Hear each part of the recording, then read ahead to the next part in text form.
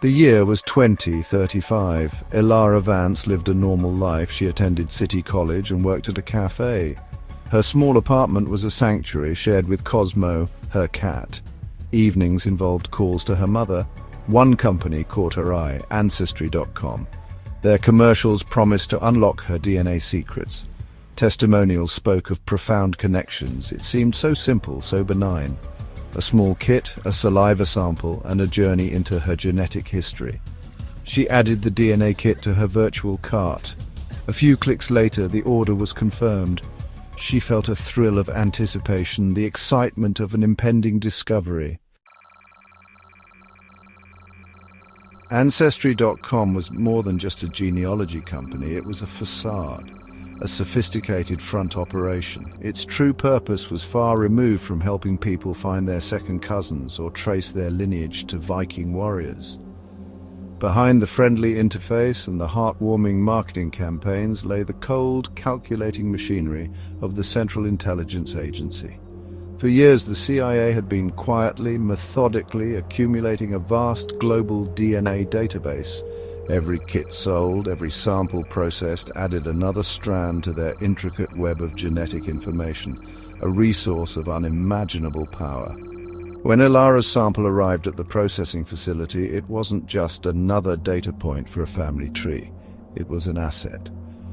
Her DNA was carefully extracted, sequenced, and uploaded into a secure, heavily encrypted CIA system. Powerful artificial intelligence algorithms immediately went to work. They didn't just look for markers of ethnicity, they cross-referenced her genetic profile with every piece of digital information available, her social media footprint, her academic records, her employment history, any documented achievements or public interactions. A comprehensive psychological and physiological profile began to form. The AI sought patterns, vulnerabilities, and most importantly, potential. The CIA's Mind Kontrol program was a marvel of dark innovation. It didn't rely on crude drugs or overt brainwashing techniques of the past. Instead, it harnessed the very essence of an individual's biological makeup, their DNA. Each person's genetic code, unique as a fingerprint, possessed a distinct resonant frequency. The agency had discovered how to identify these individual signatures and, more critically, how to exploit them. It was a silent, invisible method of influence capable of reaching anyone, anywhere, without their knowledge or consent. The transmission network was ubiquitous, seamlessly integrated into the fabric of modern life. Low and high-frequency signals, precisely calibrated, pulsed through existing infrastructure. Cell phone towers broadcasted them alongside calls and data. Radio waves carried them hidden within commercial broadcasts. Satellite systems beamed them down from orbit, blanketing entire regions. Even smart televisions and other internet-connected household devices could serve as localized conduits, relaying targeted frequencies directly into homes. The world was unknowingly saturated with these subtle, controlling energies. Elara's transformation into an operative was seamless and unconscious. She became known to her unseen handlers only by a code name, the Sleeping Assassin. The designation was chillingly accurate. The primary activation frequencies were designed to target her during her deepest sleep cycles. As she lay in bed, Cosmo purring softly beside her, specific signals would permeate her apartment, tuned precisely to her DNA. These frequencies didn't just influence thought, they unlocked and amplified her latent physical capabilities, pushing her natural strength and agility to superhuman levels.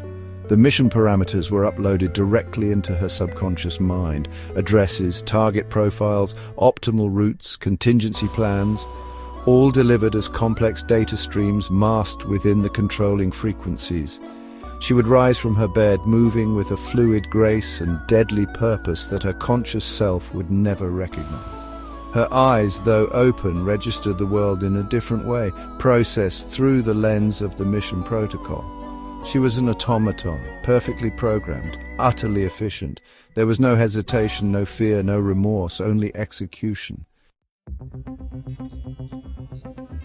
The enhancements provided to Ilara were not merely psychological, they were deeply biological, woven into the very fabric of her being. Unbeknownst to her, her body had been subtly augmented. Part of the frequency-based conditioning involved triggering latent genetic markers, coaxing her cells to adopt new properties. Her skin, for instance, was imbued with a rapid regeneration capability. Minor cuts, scrapes, or bruises sustained during her nocturnal missions would heal at an astonishing rate, often vanishing within hours, leaving no scar, no evidence of injury. She might notice a small scratch on her hand one morning, only to find it completely gone by the afternoon. She'd dismiss it, perhaps thinking she hadn't seen it clearly, or attribute it to a new vitamin supplement she was taking, or the general resilience of youth. The agency relied on this plausible deniability, the human tendency to rationalize the unusual. The year 2035 was not an optimistic time. The global landscape was fractured, teetering on the edge of multiple crises. Trust in institutions was at an all-time low. Conspiracy theories, once relegated to the fringes, now echoed in the halls of power. The air hummed with a quiet tension, a sense of pervasive unease. Climate change ravaged coastlines and farmlands, while economic disparities fueled social unrest. It was against this backdrop of a slowly unraveling world that the silent technological arms races escalated, hidden from public view. The United States Congress, in closed-door sessions, had controversially approved the funding and deployment of genetically enhanced soldiers. It was a desperate move, a reaction to the rapidly advancing bioengineered military complex emerging in China. Intelligence reports painted a grim picture of China's capabilities. The CIA's DNA-based mind control initiative was a versatile and terrifyingly effective tool, its applications extending far beyond the creation of sleeper assassins like Ilara. The agency's architects of action wielded this power with chilling precision, tailoring its use to a wide spectrum of covert objectives. The ability to influence thoughts and compel actions in targeted individuals without leaving a discernible trace opened up a new frontier in espionage and geopolitical manipulation. The DNA database was their most prized possession, a directory of potential puppets spanning the globe. One of the program's darker applications was the orchestration of targeted assassinations that appeared as anything but. Individuals deemed problematic could be subtly influenced over time, their mental states gradually eroded, their behaviors altered. Eventually, a final irresistible compulsion could be transmitted, leading them to actions that resulted in their own demise, often in ways that investigators would rule as suicide or tragic accident. Key political figures, inconvenient journalists or scientists, on the verge of unwelcome discoveries, could be neutralized with perfect deniability. Beyond direct elimination, the technology was also adept at activating broader sleeper cell scenarios. Networks of individuals, previously catalogued and tagged within the DNA database, could be simultaneously triggered by a widespread broadcast of specific frequency sets. Subtle anomalies began to prick at the edges of Ilara's awareness. Small things, easily dismissed, accumulated like fine dust in her mind. Persistent fatigue clung to her some mornings, a weariness coffee couldn't dispel. Odd bruises appeared on her arms or legs, faint discoloration she couldn't recall acquiring. Her normal life felt subtly out of sync. Her dreams became a source of disquiet, fragmented, chaotic, filled with intense action and unfamiliar faces. Upon waking, these images evaporated, leaving a lingering sense of unease. She told herself it was just stress from college and exams. She tried mindfulness apps, chamomile tea, anything to quiet the turbulence. Her academic performance remained steady. Her interactions with friends and colleagues were unchanged. Yet, during calls, her mother commented that Ilara sounded distant or more tired than usual. Elara Vance continued her life, a perfect embodiment of the program's success, an unwitting weapon, a ghost in her own existence. Her conscious self remained entirely oblivious to the nocturnal missions, the bioengineered enhancements, the deadly skills she wielded in the shadows.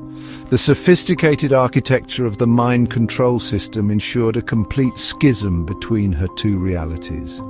The assassin and the student coexisted within the same body, yet never met, never knew of the other's presence. She was a carefully crafted instrument of the state. The DNA she had so willingly provided, hoping to understand her past, was now being actively used to dictate a secret, violent present she could never comprehend. As evening descended on the city of 2035, Elara went all through her usual routines. She finished her dinner, tidied her small kitchen, and prepared for bed. She checked her messages, set her alarm for her morning class, and gave Cosmo a final scratch behind the ears. The day had been ordinary, unremarkable.